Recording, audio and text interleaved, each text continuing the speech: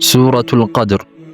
ሱረቱል ቀድር የሚጀምረው ቢስሚላሂር ረሕማኒር ረሒም ኢና አንዘልናሁ ፊ ለይለቲል ቀድር፣ እኛ ቁርአን በመወሰኛይቱ ሌሊት አወረድነው። የቀድር ሌሊት በተቀደሰው የረመዳን ወር ውስጥ ሲሆን በዚህ ወር ውስጥ ቁርአንን አላህ አወረደ። ነገር ግን በረመዳን ውስጥ በየትኛው ሌሊት እንደሆነ የሐሳብ ልዩነት አለ።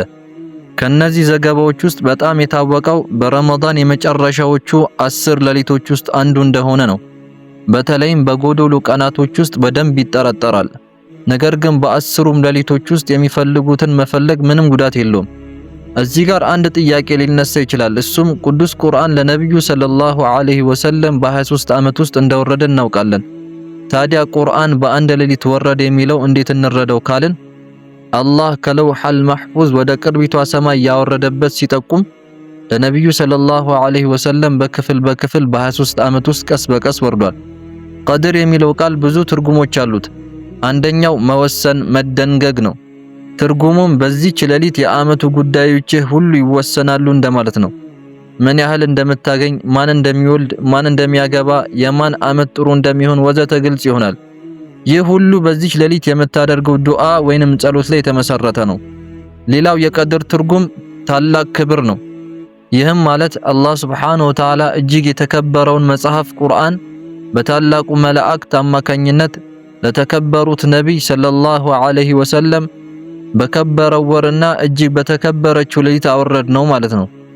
ሌላው የቀድር ትርጉም ታላቅ ዋጋ ነው። ይህም አላህ ሱብሓነሁ ወተዓላ ስለባረካት እጅግ ውድ ሌሊት መሆኗን ያሳያል።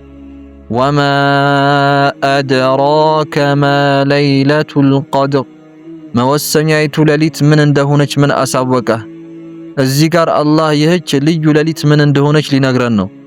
ለይለቱል ቀድሪ ኸይሩ ሚን አልፊ ሸህር፣ መወሰኛይቱ ሌሊት ከሺህ ወር በላጭ ናት ማለት ነው። አላህ ሱብሓነሁ ወተዓላ ይህች ሌሊት ከ1000 ወር ጋር እኩል ናት ሳይሆን ትበልጣለች ነው እያለ ያለው። ስለዚህ ከ1000 ወር 5 እጥፍ ወይንም በሚሊዮን እጥፍ ልትበልጥ ትችላለች።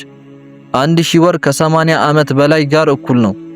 80 ዓመት ማለት ደግሞ የአንድ ሰው ህይወት ዘመን ማለት ነው።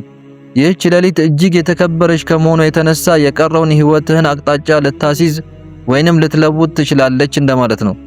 በሌላ አነጋገር ይህች አንድ ሌሊት ከህይወትህ ዘመን ትበልጣለች የሚልም ትርጉም ይሰጣል። በዚህች ሌሊት የምትሰራው እያንዳንዱ መልካም ስራ ከ1000 ወር ስራ ይበልጣል የሚል ትርጉምም ይሰጣል።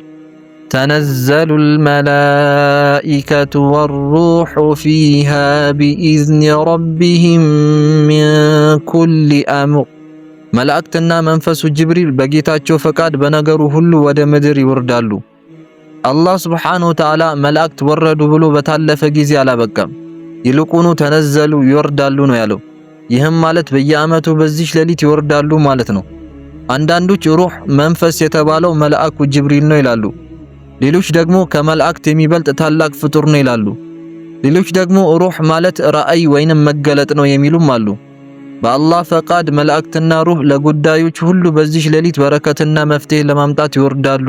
ለጤና ችግር፣ ለግል ችግር ወይንም ለመንፈሳዊ ጉዳዮች መፍትሄ ለሚፈልጉ ሁሉ ሊረዱ ይወርዳሉ። ሰላሙን ሂየ ሐታ መጥለዒል ፈጅር፣ እርሷ እስከ ጎህ መውጣት ድረስ ሰላም ብቻ ናት። ለይለቱል ቀድር የብርሃን፣ የጸጋ፣ የእዝነት፣ የበረከት፣ የመልካምነት፣ የመንፈሳዊ ደህንነትና የሰላም ሌሊት ናት።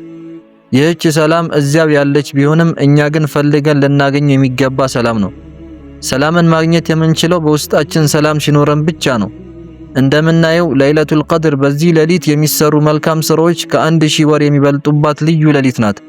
ወደ አላህ ለመቃረብና በመልካም ስራዎቻችን አማካኝነት ትልቅ ትርጉሞችና እውነታዎችን ለመፈለግ የተሰጠች ልዩና የተባረከች ሌሊት ናት። ወደቀላሁል ዐዚም።